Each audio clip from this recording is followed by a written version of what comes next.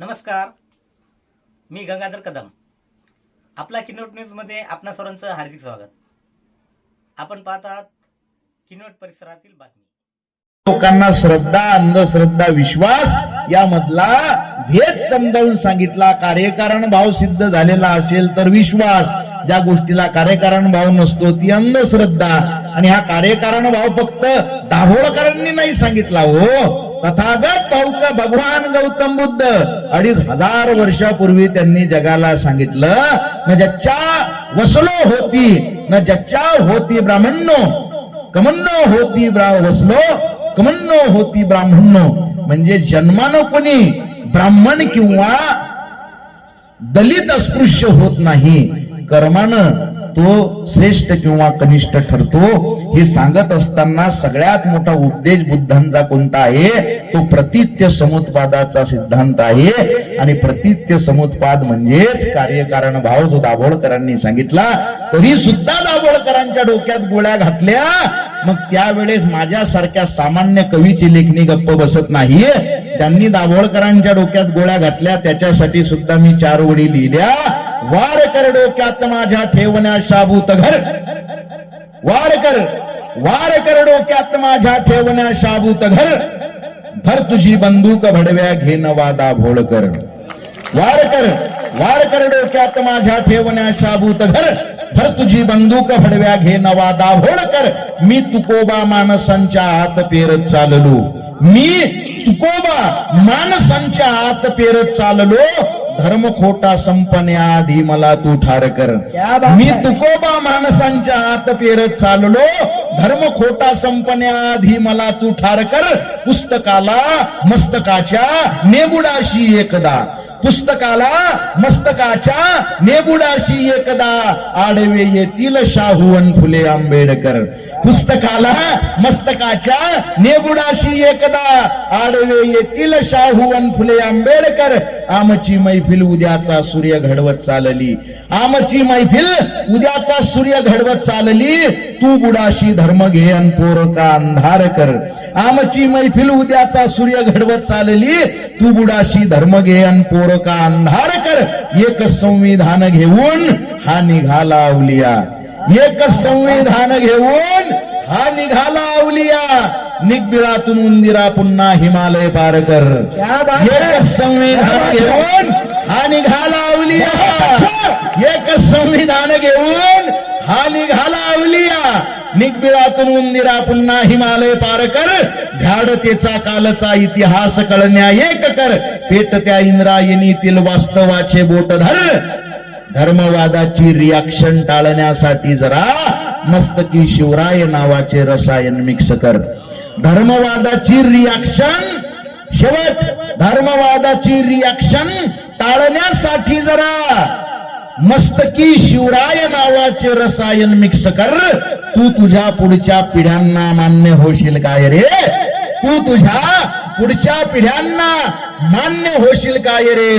वाचले जर एकदा त्यांनी उद्या आंबेडकर, वाचले जर एकदा त्यांनी उद्या आंबेडकर, तर तुझी बंदूक भडव्या घे नवा दाभोळकर. दुःख अडवायला उंबऱ्या सारखा चहा आला का?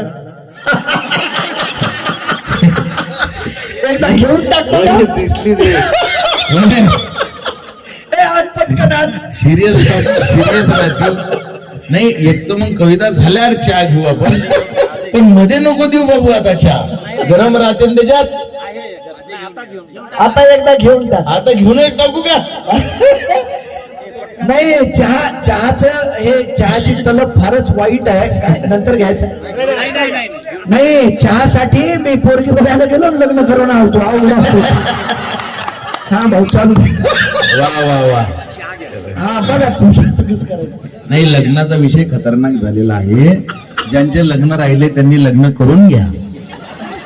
सोलापुरात लोकांनी मोर्चा काढला, डोळ्यावर बसून आम्हाला पोरगी द्या.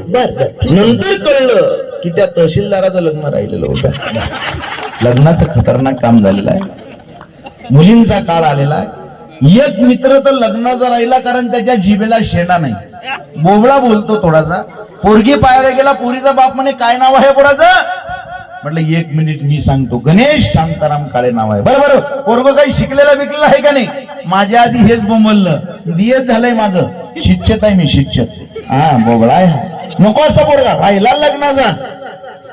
कोरोना झाल्यावर मले म्हणे अनंत भाऊ लॉकडाऊन संपला, आता एखादं स्थळ माझ्यासाठी पा. म्हटलेलं का तू दिसायला चांगला आहेस पण बोबळा आहेस, आणि पाहुण्या रावल्यात मध्येच पचकतो. नाही म्हणे मी एक शब्द बोलणार नाही, आता तुम्हीच मला इंटरचन करून द्या. म्हटलं जर बोलला हानत हानत घरी आणीन. नाही म्हणे मी एक शब्द बोलणार नाही. गेलो बा पोरगी पाहायला, समाजसेवेचे काम आपण साहेब करत असतो. पहिलाच प्रश्न पोरीच्या बापाने विचारला काय नाव आहे पोराचं? म्हटलं 1 मिनिट, गणेश शांताराम काळे नाव आहे. बरोबर बरोबर, पोरगा शिकलेलं विकलेलं आहे का नाही? म्हटलं हानीन, डीएड झालंय पोराचं, शिक्षक आहे पोरगा. वा वा, पसंत आहे म्हणे आम्हाला, तरणा बाण पोरगा आहे, त्याला काय माहित आहे बोबळा आहे. पसंती झाली, मला वाटलं जमलं. समाजसेवेचं आपण एक काम केलं. नाही नाही, ही नवरी मुलगी आली चहा घेऊन. चहा होता गरम, मला दिला आणि त्याला दिला. मी हळूहळू घेतला, मला सवय आहे. हे जसं काही 10 दिवस जेलमध्ये होतो, आजच सुटलं. असा झुरका मारला या ना, चहा होता गरम, यायला लागला चटका. हा म्हटलं आला. म्हटलं काय झालं? दलम काय लका? म्हणलं काय दलम आहे? आता तुझं लग्न होणे नाही, खंडोबाच्या नावानं चांगलं, तुला देवाला सोडा लागते. मला वाटला साहेब विषय संपला नाही. आश्चर्य पुढे आहे, ती नवरी मुलगी पुढे आली, तिनं पदर डोक्याच्या वर घेतला, म्हणे असू द्या दलम तदलम. काय होते झाले? फुतून दादा जमलं म्हण. ए चहा कुठे नेला? तर त्याने एक कप ठेवला का माझा? दे एक कप दे मग. हा दादा बोलतात, पटकन ये रे. अर्थ सांगते वेदांचाही सुरकुत्यांची ओवीर. वा वा, म्हातारपण हे साध नाही, किती कुलपाचे चावीर. वा वा वा. अर्थ सांगते वेदांचाही सुरकुत्यांची ओवीर. म्हातारपण हे साध नाही, किती कुलपाची चावीर. किती पुरांना पुरून उरला निधड्या छातीचा डोंगर. किती पुरांना पुरून उरला निधड्या छातीचा डोंगर. अनेक जखमा सुफीक केल्या असा लढाऊ हा नांगर. अनेक जखमा सुफीक केल्या असा लढाऊ हा नांगर. किती वादळे झेलून आला गरुड आपल्या गावीर. म्हातारपण हे साध नाही, किती कुलपाची चावीर. किती पाखर जपली त्यानं उपास पोटी राहुनिया. गोड खायची इच्छा झाली फक्त घेतलं पाहुनिया.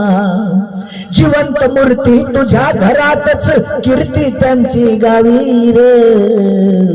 म्हातारपण हे साध नाही, किती कुलपाची चावीर. बहिणीसाठी बहीण झाला, भावासाठी भाऊ तो. लेकीसाठी चंद्र झाला, लेकासाठी जिजाऊ तो. जिंकत गेला ओढे नाले, सिंधू सतलज रावीर. म्हातारपण हे साध नाही, किती कुलपाची चावीर. रुकावट के लिए खेद है. क्या बात है, क्या बात है. उतार वयात जर्जर झालेलं शरीर कमरेतून वागतं तेव्हा, उतार वयात जर्जर झालेलं शरीर कमरेतून वागतं तेव्हा आयुष्य चेहऱ्यावर सुरकुत्यांचं सुंदर नक्षीकाम करतं. डोक्यावर केसांचं पांढरं शुभ्र आभाळ निर्माण करतं. आणि या बदलणाऱ्या ऋतूंची दृष्ट लागू नये म्हणून काळवणलेल्या डोळ्यात मोतीबिंदूचा एखादा तीट लावतं. तेव्हा अस्पष्ट झालेल्या नजरेला स्पष्ट दिसत असतं सगळं. आणि त्या स्पष्ट नजरेतनं ही सगळी लोक आपल्याकडे बघत असतात. आपल्या कार्यक्रमाला सुद्धा अशी आयुष्याचा अनुभव घेतलेली सगळी लोक आहेत. आणि मी जी मित्र वणव्यामध्ये कविता सादर करणार आहे, मला वाटलं होतं ही कविता दादा तरुणांमध्ये व्हायरल होईल, पण ही ज्येष्ठांमध्ये आणि जास्तीत जास्त वृद्ध लोकांमध्ये व्हायरल झाली. मला पुण्यावरनं 84 वर्षाच्या एका आजोबांचा फोन आला. मला म्हटलं आय एम रनिंग 85. मी 85 वर्षाचा हिरवा क्षमतागार तरुण आहे. म्हटलं मग काही नाही म्हणे, माझे मित्र आहेत 71, 78, 77. म्हटलं मग आम्ही म्हणे प्रत्येक महिन्याच्या पहिल्या बुधवारी गेट टुगेदर घेत असतो आणि त्या गेट टुगेदरला कोणती कविता म्हणत नाही म्हणे गळ्या. आमच्यातल्या कोणाची तरी विकेट पडलेली असते, आम्ही त्याला श्रद्धांजली देण्याचं काम करतो आणि त्या श्रद्धांजलीला कोणता श्लोक म्हणत नाही, मंत्र म्हणत नाही. तुझी ही मैत्रीची कविता आम्ही श्रद्धांजली म्हणून वापरतो. यापेक्षा आपल्या कवितेचा मोठा पुरस्कार नाही. आणि आम्हाला सगळ्यांना मनापासून तुम्ही ऐकलं, आम्ही सुद्धा कामधंदे सोडून फक्त प्रबोधनाचं काम करतो. माझ्यासारखा माणूस तुम्ही इथं ऐकताय, मी तसा बाय प्रोफेशन इंजिनियर आहे. बरं एमटेक झालेला आहे माझं. सगळ्या विद्यार्थी मित्रांना वाटेल की बा बोमलत हिंडणारं कोण आहे, तर इंजिनियर माणूस आहे मी. 8 वर्ष नोकरी केलेली आहे, 6 वर्ष झाले पूर्ण वेळ प्रबोधनाला वाहून घेतलेला आहे. आणि कुठल्याही पक्षाचा स्टॅम्प आजही आपल्या नावावर नाही आणि तो असणारही नाही. या विधानसभेत 17 प्रचार सभा मी कॅन्सल केल्या, कारण त्यांचं म्हणणं होतं दादा कार्यक्रम झाल्यानंतर एक वाक्य फक्त एवढं म्हणा की हे आमचे मित्र आहेत, यांना प्रचंड बहुमताने निवडून द्या. म्हटलं पहिली गोष्ट तुम्ही माझे मित्र नाही, दुसरं तुम्ही काय दिवे लावले मला माहित नाही, त्यामुळे मी ते स्टेटमेंट वापरू शकत नाही. म्हणे दादा मानधन देतो म्हणे आम्ही लाखानं. म्हटलं तुमचे लाख तुमच्याकडे ठेवा, माझ्या बापानं मला इमानदारी शिकवली. म्हटलं दादा कोणी म्हणे मा बाप आमदार आहे, कोणी म्हणे मा बाप खासदार आहे, कोणी म्हणे मा बाप जहागीरदार आहे.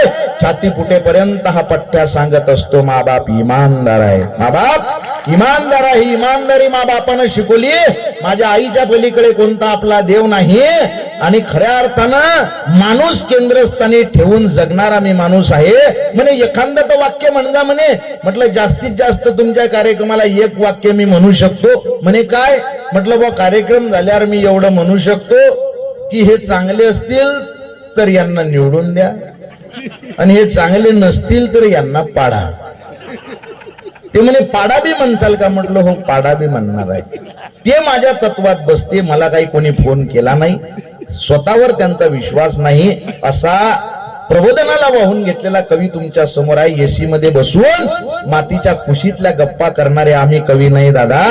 एसी मध्ये बसून मातीवर कविता लिहिल्या लोकांनी त्यांना पुरस्कार मिळाले, त्यांचे पुरस्कार त्यांना लख लाभो.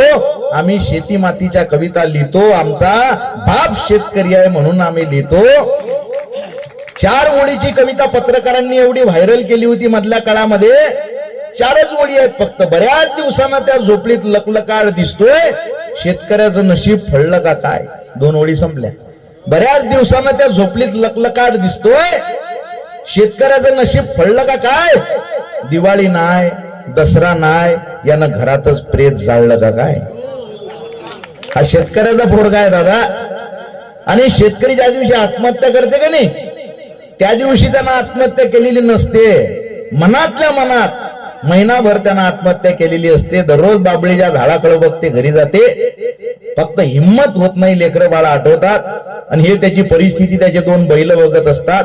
तुमच्यामध्ये कोण कोण आहे ज्यांनी कधीतरी बैलाच्या खांद्यावर हात ठेवलेला आहे? क्या बात आहे. याचा अर्थ शेती मातीशी संबंधित तुम्ही लोक आहात. बैलांना भावना कळतात. मी एक फोटो बघितला होता फेसबुकवर. 2 बैल शेतकऱ्याला मिठी मारलेला फोटो होता आणि तिथं वाक्य लिहिलेलं होतं, मालक आपण अजून प्रयत्न करू, फक्त तुम्ही हार मानू नका, आत्महत्या करू नका. मला 2 ओळी सुचल्या की बैल काय म्हणत असतील त्याच्या मालकाला. 2 आर्या मार मले भेऊ नको र, सोडून पण मालका तू जाऊ नको र. 2 आर्या मार मले भेऊ नको र, सोडून पण मालका तू जाऊ नको र. उठ गड्या झोल आता खाऊ नको र, उठ गड्या झोल आता खाऊ नको र. त्या बाभळीच्या झाडाकळ पाहू नको र, त्या बाभळीच्या झाडाकळ पाहू नको र. आणि ज्यांनी एसी मध्ये बसून आमच्या शेती मातीवर आमच्या बापावर कविता लिहिल्या त्यांना बी आपण सोडलं नाही. त्यांच्यावर बी 2 ओळी लिहिल्या. जन्म गेला तुझा गारव्यासारखा, का व्यथा मांडतो भोगल्यासारखा. दुःख का मांडतो भोगल्या सारखा सापडे साचले कल्पनेचे किती सापडे साचले कल्पनेचे किती हुंदका हिंडतो पोरक्या सारखा काव्यथा मांडतो भोगल्या सारखा झाड वाढेलही ओल भेटेलही अनंतराव तुमच्या कविता आत का जातात काळजात झाड वाढेलही ओल भेटेलही आत जा तू जरासा मुळा सारखा काव्यथा मांडतो भोगल्या सारखा दुःख अडवायला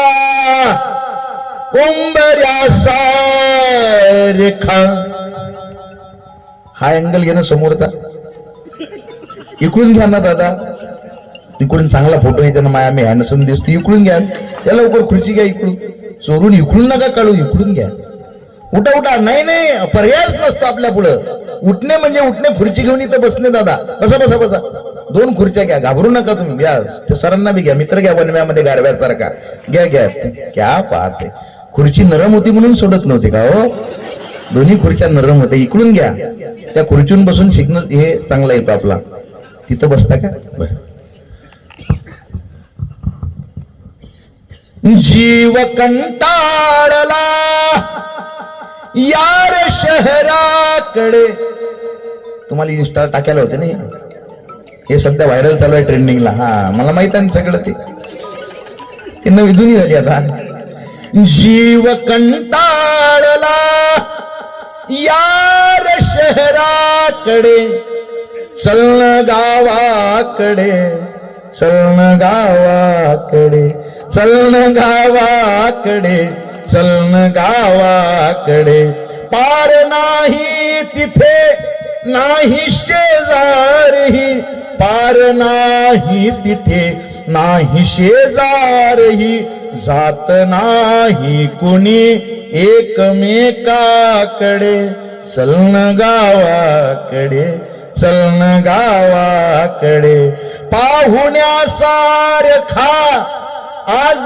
येतो घरी पुण्याहून पाहुण्यासारखा येतो स्वतःच्या घरी पाहुण्यासारखा आज येतो घरी पाहुणा राहतो माय बापाकडे चलन गावाकडे चलन गावाकडे दुःख अडवायला उंबऱ्यासारखा मित्र वनव्यामध्ये गारव्यासारखा मित्र वनव्यामध्ये गारव्यासारखा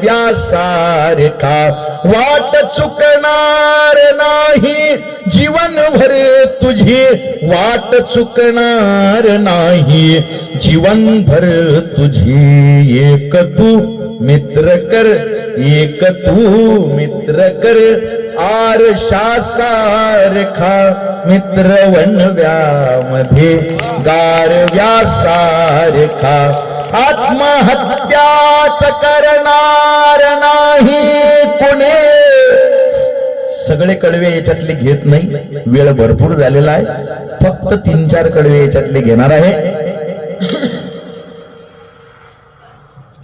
आत्महत्याच करणार नाही कुणी आत्महत्याच करणार नाही कुणी मित्र असला जवळ जर मनासारखा मित्र वनव्यामध्ये गारव्यासारखा जाळताना मला देह ठेवावसा का घेऊ एखादा अजून शेर काऊगा हिंडतो देव शोधायला या कवितेचे जवळजवळ 2 कोटी व्हिडिओ तयार झाले इंस्टाग्राम फेसबुक युट्यूब 10,000 वेगवेगळ्या लोकांनी ही कविता गायली.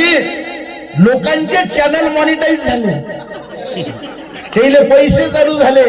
आणि माझं अनंतराव 11 नावाचा चॅनल घरी बसलेला. हे मी सांगून टाकलं म्हणजे सबस्क्राईब करून टाका. मुले लोक म्हणत तुम्ही प्रत्येक कार्यक्रमात तरी सांगितलं म्हणे 5-5 हजार लोक असतात तुमच्या कार्यक्रमात, सांगत जा. म्हटलं ज्याची इच्छा असेल तो सबस्क्राईब करील, ज्याची नसेल इच्छा तो दुसऱ्याला सबस्क्राईब करील. आपली कविता मोठी होते आहे ना, हे लय महत्वाचं आहे. पण एवढे व्हिडिओ तयार झाले, कथेत, कीर्तनात, तमाशात, लावणीत, ते दशावतारी चालते तिकडे कोकणात. राम रावणाचं युद्ध चालू असताना ते स्क्रिप्ट चेंज करत नाहीत, त्याच्यात माझी कविता घातली. राम रावणाचं युद्ध चालू असताना मित्र वणव्यामध्ये गारव्यास. वडापमध्ये लग्नात लोक नाचले आपल्या कवितेवर. आता पुणे विद्यापीठाला अभ्यासक्रमाला लागली आपली कविता. पण मला आनंद झाला एवढा नाही झाला. मला माझ्या कवितेचा अभिमान कधी वाटला दादा, तुम्हाला परभणी माहित आहे ना, परभणी जवळ एक खेडा आहे. तिथून मला संध्याकाळी 5:30 वाजता एक फोन आला. मला म्हटला दादा 2 मिनिटं वेळ आहे का? म्हटलं बोला. आवाज अस्वस्थ होता त्याचा, काही नाही म्हणे, 15-20 दिवस झाले म्हणे मित्राचा मेसेज कॉल नव्हता. अचानक दुपारी 2:15 वाजता मोबाईलवर मेसेज पडला म्हणे काही चुका झाल्या असतील तर माफ करून टाक म्हणे. गड्या आज आपल्या मैत्रीचा शेवटचा दिवस. माझ्या डोक्यात ट्यूब पेटली. मी गाडी काढली म्हणे, त्याच्या घरी गेलो. हॉलमध्ये आई वडील बसलेले होते, मी तिथं थांबलो नाही म्हणे, डायरेक्ट बेडरूम मध्ये गेलो. तर पंख्याला त्यानं दोर बांधलेला होता, पायाखाली स्टूल घेतलेला होता, कार्यक्रमाची तयारी झालेली होती. मी त्याचे पाय धरले म्हणे, त्याला खाली उतरवलं, त्याच्या गळ्यातला फाशीचा दोर काढला. तुम्हाला का फोन केला म्हणे दादा? त्यानं हाताची मूठ बांधलेली होती, आम्ही उघडली. त्याच्यात एक चिठ्ठी लिहिलेली होती, त्या चिठ्ठीवर 4 ओळी लिहिलेल्या होत्या. का उगा हिंडतो देव शोधायला, मित्र आहे जवळ मंदिरासारखा, मित्र वणव्यामध्ये गारव्यासारखा. आपण म्हटलं त्याच्याकडे मी त्याला जरा मोटिवेट करतो. नाही म्हणे दादा वातावरण तापलेलं आहे, आताच घटना घडलेली आहे. पण त्याच्या आईनं मेसेज दिलेला आहे म्हणे, ज्या कोण्या कवीनं ही कविता लिहिलेली आहे त्याला एकदा आपल्या घरी आण म्हणे, मला मायेनं त्याच्या डोक्यावर हात ठेवायचा आहे. जगातला सगळ्यात मोठा पुरस्कार आपल्या कवितेला मिळाला. याच्या पलीकडे आपला कोणताही मोठा पुरस्कार नाही. टाळ्यांचा आणि डोळ्यांचा प्रतिसाद घेऊन महाराष्ट्र फिरणारी आमची फकीराची जात आहे. आणि मैत्रीसाठी पुराणातल्या कथांची गरज नाही. हा कोरोनाचा काळ बघितला, एकमेकाले हात लावत नव्हते हो लोक. अशा काळात मित्रांच्या आई वडिलांना पाठीवर घेऊन हॉस्पिटलमध्ये ऍडमिट करणारे मित्र या समाजात होते. म्हणून हा कोरोनाचा काळ आपण यशस्वीरित्या पार करू शकलो. अबे मित्र गरीब असतो, मित्र श्रीमंत असतो, मित्र हुशार असतो, मित्र मंद असतो, पण तो जोपर्यंत सोबत आहे ना, दुःखासाठी काळजाचा दरवाजा बंद असतो. मित्र शंभडा जरी असला ना, तो तुम्हाला कधी आत्महत्या करू देणार नाही. म्हणून एक तरी आपला मित्र असला पाहिजे आणि मरेपर्यंत आपण तो जपला पाहिजे. एकदा फक्त हात वर करा बरं, कुणाकोणाला जीवलग मित्र आहे किंवा मैत्रीण आहे. क्या बात, एवढ्या लोकांनी हात वर केले, हात खाली करा. तुम्ही विनंतीला मान दिला. महाराष्ट्रात एवढे कार्यक्रम केले, पण एवढे हात वर करणारे लोक मी इथं किनवट मध्ये पहिल्यांदा बघितले. असं नाही हे तुम्हाला माहिती आहे, पण काही लोकांनी तरी सुद्धा हात वर केलेले नव्हते. याचा अर्थ तुम्हाला जीवलग मित्र मैत्रीण नाही. मग तुम्ही एक काम करा, घरी गेल्यानंतर किचन मध्ये जा, एका कपामध्ये पाणी घ्या, उडी मारा त्याच्यात. मैत्री नाही तर या जगात काही नाही. छोटासा मला दादा एक मेसेज आला होता, एवढा व्हायरल केला महाराष्ट्रानं की घर में आग लग गई, सब जल गया, सब रिश्तेदार आए, चाहने वाले आए, चर्चा करके चले गए, पूछताछ करके चले गए. बस एक दोस्त आया जिसने पूछा अबे क्या क्या बचा है, अबे क्या क्या बचा है. मैंने कहा अबे सब कुछ जल गया, बस मैं बचा हूं, बाकी बचा ही क्या है. तो उसने गले लगाकर कहा अबे पगले फिर जला ही क्या है. का उगा हिंडतो देव शोधायला, का उगा हिंडतो देव शोधायला, मित्र आहे जवळ, मित्र आहे जवळ मंदिरासारखा, मित्र वणव्यामध्ये गारव्यासारखा. दृष्ट लागू नये वेदनेची कुणा, दृष्ट लागू नये वेदनेची मना. मित्र डोळ्यामध्ये काजळा सारखा, मित्र वणव्यामध्ये गारव्या सारखा. त्रासलो जिंदगी वाचताना पुन्हा, त्रासलो जिंदगी चालताना पुन्हा. बसधडा मैतरी वाचण्यासारखा, मित्र वणव्यामध्ये गारव्या सारखा. फेक तू मुखवटे भेट झाल्यावरी, फेक तू मुखवटे. इंजिनियर, डॉक्टर, वकील हे मुखवटे आहेत. मित्रापुढे आल्यानंतर आपण फक्त मित्र असलो पाहिजे बरं. फेक तू मुखवटे भेट झाल्यावरी, फेक तू मुखवटे भेट झाल्यावरी. भेट रे दोस्ता सारखा, मित्र वणव्यामध्ये गारव्या सारखा. जाळताना मला देह ठेवावसा. शेवट आपल्या कवितेचा सुद्धा आणि या काव्य मैफिलीचा सुद्धा अध्यक्षांच्या वतीनं शेवट फक्त तुमच्या या किनवट मधनं जाणार आहे. मैत्रीच्या मध्ये येणारी सगळ्यात दलिंदर गोष्ट कोणती असते? गैरसमज, मिसअंडरस्टँडिंग. तुमचे काही वाद झाले असतील, सगळ्यांच्या पायाला हात लावून एक विनंती करतो, कॉल करा, माफ करा, माफी मागून टाका. काही सोबत राहत नाही दादा. आपल्या आधी 100-150 वर्ष आधी जी लोक होती त्यातला एकही माणूस आज जिवंत नाही. आपल्या नंतर 100-150 वर्षानंतर आपल्यातला एकही चेहरा जिवंत असणार नाही. आपले फोटो झालेले असतील, भिंतीला लावतील आणि येणारी पिढी ते फोटोही काढून टाकेल, घरात जागा नाही म्हणून. काही सोबत राहत नाही. आजचा जर या पेंडॉलचा फोटो काढला, या रुग्णालयाचा फोटो काढला, या रुग्णालयाला सुद्धा 500 वर्ष आयुर्मान लाभणार आहे, या आपण शुभेच्छा देऊ. पण मग 700 वर्षानंतर आपण जर येणाऱ्या पिढ्यांना, त्यांनी एकमेकांना आजचा हा फोटो दाखवला तर ते काही चर्चा करतील, अरे आपले पूर्वज असे दिसायचे. बेंबीच्या देठापासून एक कवी बोलत होता, मनापासून थंडी असताना लोक ऐकत होते, स्टेजवर खतरनाक लोक बसलेले होते, साऊंडवाल्यांचं लग्न झालेलं होतं. आपण पूर्वज झालेला असू, काही शिल्लक राहते का? मित्रांना सांगा, शेवट तू चुकलायस, मी तुझ्या पाठीशी आहे. काही दलिंदर मित्र सुद्धा असतात समाजात. त्या मित्रांनी मला ते एकानं फोन केला, म्हणे तुम्ही मित्र वनव्यामध्ये गारव्यासारखा कविता लिहिली दादा. आमच्या आयुष्यात म्हणे गारव्यासारखे नाही, सगळे वनव्यासारखेच मित्र आले. म्हटलं कसा मित्र तुला अपेक्षित आहे? म्हणे बा मला जीव लावणारा, माझी काळजी करणारा, मी मागेल त्यावेळेस पैसे उसने देणारा आणि परत कधीच रिटर्न न मागणारा. म्हटलं झंडूबाम आहेस तू. म्हटलं जसा मित्र तुला अपेक्षित आहे बावळ्या, ते सगळे गुण तू स्वतःमध्ये निर्माण कर. कदाचित तुला कुणीतरी भेटल्यानंतर त्याचा शोध संपेल आणि त्याला एखादा मित्र वणव्यामध्ये गारव्यासारखा भेटेल. आपण दुसऱ्याकडनं अपेक्षा करतो.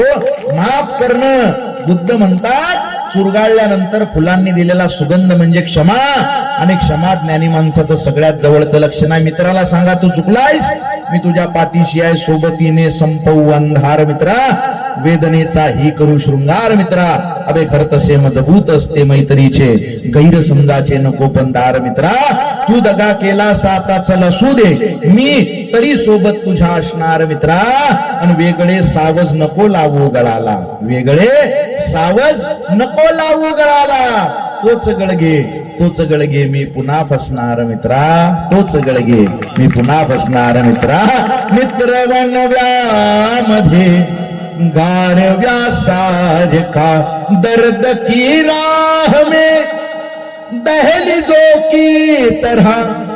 तुमच्या या महाराष्ट्रातल्या लेकराची कविता भारतभर हिंदीमध्ये होणार आहे आता. दर्द की राह में दहलीजों की तरह, दोस्ती धूप में बादलों की तरह, दोस्ती धूप में बादलों की तरह। इन नकाबों से बाहर निकल के मिलो, इन नकाबों से बाहर निकल के मिलो, दोस्तों से मिलो दोस्तों की तरह, दोस्ती धूप में बादलों की तरह। दुःख आडवा माटे उंबराना येऊ, गुजराती सगळं गुजरातला चालले ना। दुःखाडवा माटे उंबराना जेऊ, मित्र वनवा माचे गारवाना जेऊ, मित्र वनव्यामध्ये गारव्या सारखा पाड तू कोकणी। दादा कोकणात असतो ना आपण, विदर्भातले लोक आहे ते हिरवेगार आहेत आता आजकाल। पाड तू कोकणी मी विदर्भातला, पाड तू कोकणी मी विदर्भातला, घे जवळ काढ दुष्काळ माझ्यातला। मित्र वनव्यामध्ये गारव्या सारखा, प्रेम की मैत्री संभ्रमाचा झुला, प्रेम की मैत्री संभ्रमाचा झुला। याच वेळी ठरव काय देऊ तुला। एक लार लड़की कभी दोस्त नहीं हो सकती। हे वाक्य तुम्ही ऐकलं का? मुली हसल्या ना, मुलंही हसले, त्यांना कळलं। अत्यंत दलिंदर वाक्य आहे। एक मुलगा आणि मुलगी कधी मित्र होऊ शकत नाहीत का? मी सांगतो होऊ शकतात। फक्त म्हणून तुमच्यासाठी मी ह्या दोन ओळी घ्यायला घेतल्या। आपण ठरवणं गरजेचं आहे। सुरू या इथे ठरवूया। परिसरातील बातम्या पाहण्यासाठी पाहत राहा आपला किनवट न्यूज। लाईक करा, शेअर करा, कमेंट करा आणि या चॅनलला सबस्क्राईब करा।